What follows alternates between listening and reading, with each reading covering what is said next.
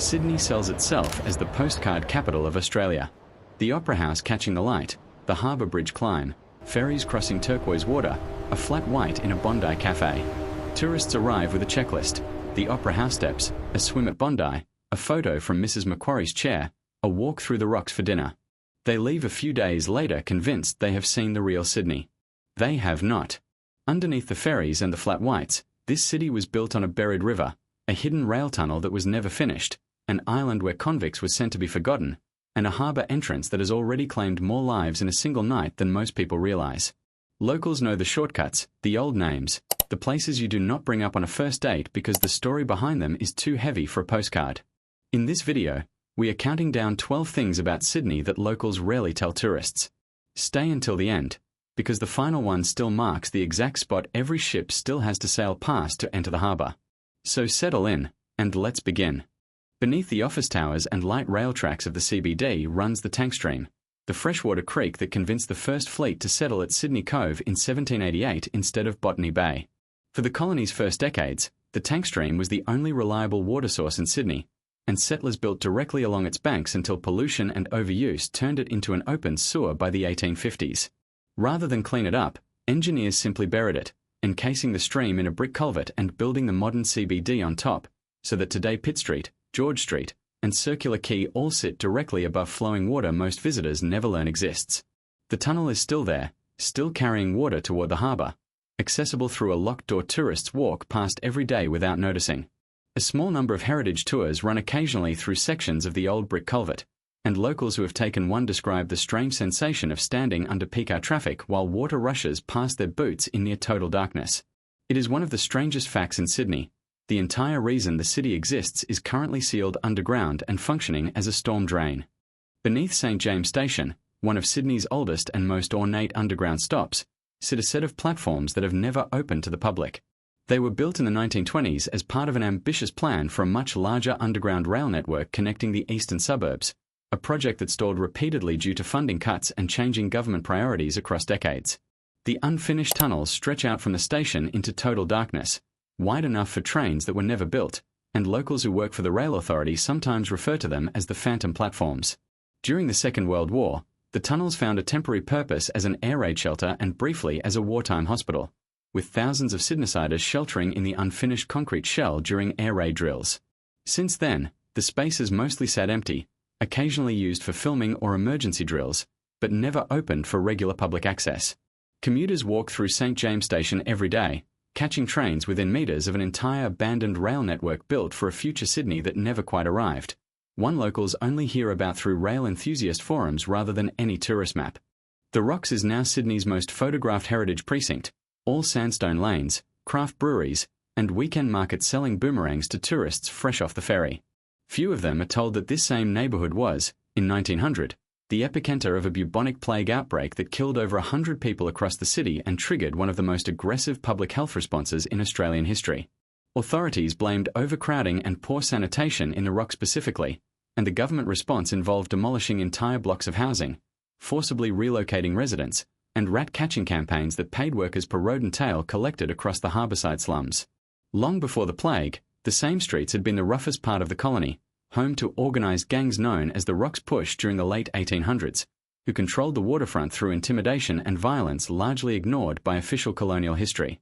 Locals whose families have lived in Sydney for generations know the Rocks was a slum for most of its existence, cleaned up and prettified only in the 20th century, long after tourists today assume its cobblestones were always this charming. Across the harbour from Manly's famous beach, hidden behind bushland on North Head, sits a quarantine station that processed sick and healthy passengers alike for over 150 years, isolating them from the rest of the colony before they were permitted to enter Sydney. Ships suspected of carrying infectious disease, smallpox, typhoid, influenza, and later the Spanish flu of 1918, were diverted here, and passengers were held in isolation wards, hospital buildings, and shower blocks designed to disinfect them before release. Thousands passed through the station, and hundreds never left, buried in a small cemetery on the grounds that locals rarely visit despite living minutes away. Graffiti carved by frightened passengers into sandstone rock faces around the site, names, dates, ship names, remains visible today, a rare direct trace of people who had no idea if they would survive their isolation. The quarantine function ended in the 1980s, and the site is now partly a hotel and function venue, meaning locals can book a wedding reception in buildings where influenza victims once died, a detail rarely mentioned in the marketing material handed to interstate and international guests. In the middle of Sydney Harbour, visible from the ferries tourists ride to Taronga Zoo, sits Cockatoo Island, once one of the harshest convict penal stations in the colony before becoming a major shipbuilding yard.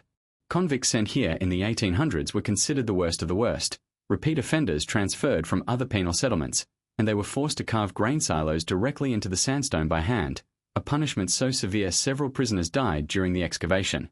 Later, the island became an industrial powerhouse, building warships and submarines for the Australian Navy through both World Wars, with a workforce of thousands operating heavy machinery in conditions historians now describe as dangerous by any modern safety standard.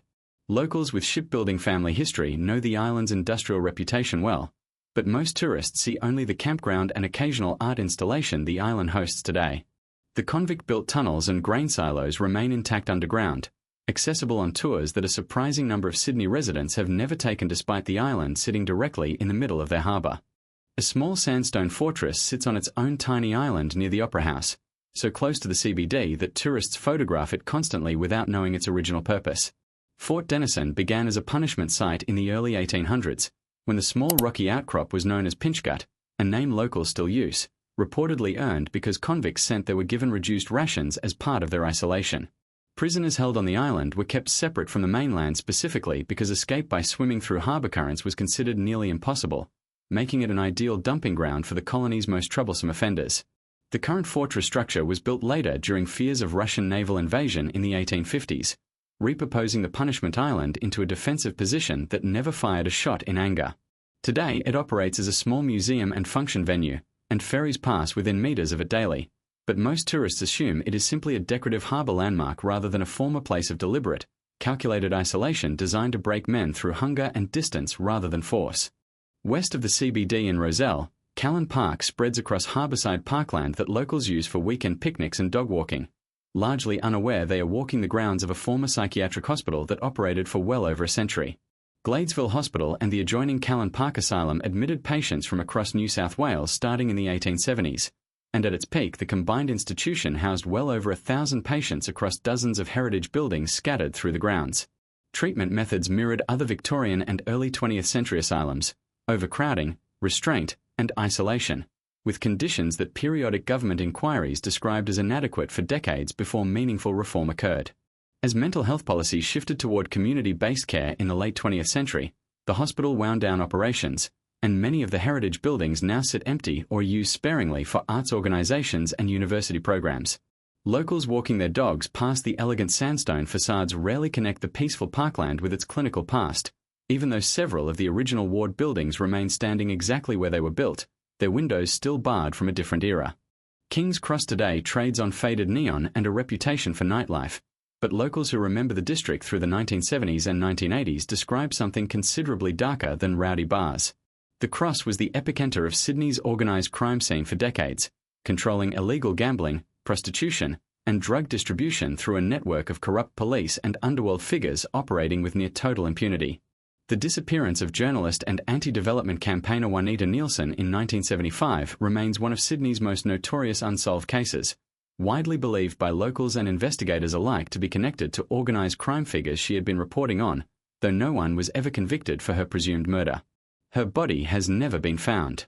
The area's reputation for corruption extended into the police force itself, with a long-running Royal Commission in the 1990s exposing systemic bribery connected directly to businesses operating in King's Cross. Tourists wandering through for a late-night kebab or a rooftop bar rarely learn that the same streets were, within living memory, effectively run by organised crime with the alleged cooperation of the officers meant to police them.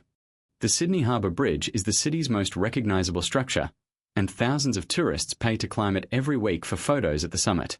Almost none of them are told that 16 workers died during its construction between 1924 and 1932, falling from the unfinished steel arch, crushed by machinery, or killed in falls into the harbour below during an era when safety harnesses were minimal and compensation for injured families was often negligible by modern standards.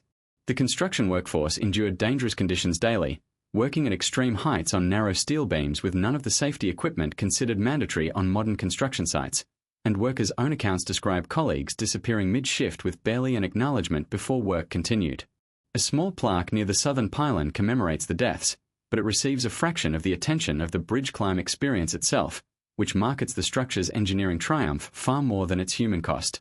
Locals with family connections to the original construction workforce still pass down stories about which section of the bridge claimed which relative, oral history that rarely makes it into the polished narration tourists hear on the official climb tour. Luna Park, Sydney sits on the harbour's edge beneath the bridge, its giant grinning entrance face welcoming families for over 90 years, but locals over a certain age associate the park with one of the city's most devastating disasters rather than pure nostalgia. On the night of June 9, 1979, a fire broke out in the park's ghost train ride, killing 6 children and 1 adult who were trapped inside during a busy school holiday evening. The fire spread with terrifying speed through the ride's timber and papier-mâché interior, and rescue efforts were hampered by the structure's design, which offered few exit points once flames took hold. A subsequent inquest and later a royal commission examined the cause, and persistent conspiracy theories connecting the fire to organised crime and corrupt officials linked to the park's ownership have circulated among Sydney locals for decades, though no charges were ever successfully brought. The ghost train site was eventually redeveloped, and the park itself closed and reopened multiple times over subsequent decades before returning to full operation. Families walking through the entrance today, cameras ready for a fun day out, are rarely told that the ground beneath the current rides carries the memory of one of Sydney's most tragic and unresolved nights. At the entrance to Sydney Harbour, high sandstone cliffs at Watson's Bay drop dramatically to the ocean below, and the lookout known simply as the Gap draws tourists for its sweeping views back toward the city skyline. Locals know it for something far heavier. The Gap has been one of Australia's most documented locations for suicide for well over a century, drawing enough attention that the site now hosts extensive safety barriers, monitoring cameras, and a permanent presence of trained volunteers from a local watch program who patrol the clifftop specifically to intervene when someone appears to be at risk.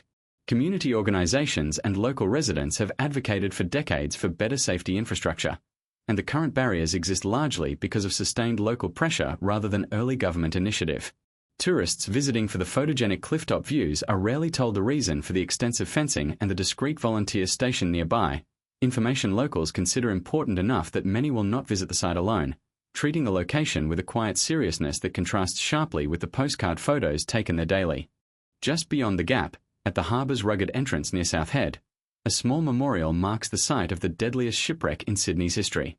On the night of August 20th, 1857, the clipper ship Dunbar approached Sydney Heads during a violent storm after a long voyage from England, and in near-zero visibility the captain mistook the cliffs for the harbour entrance.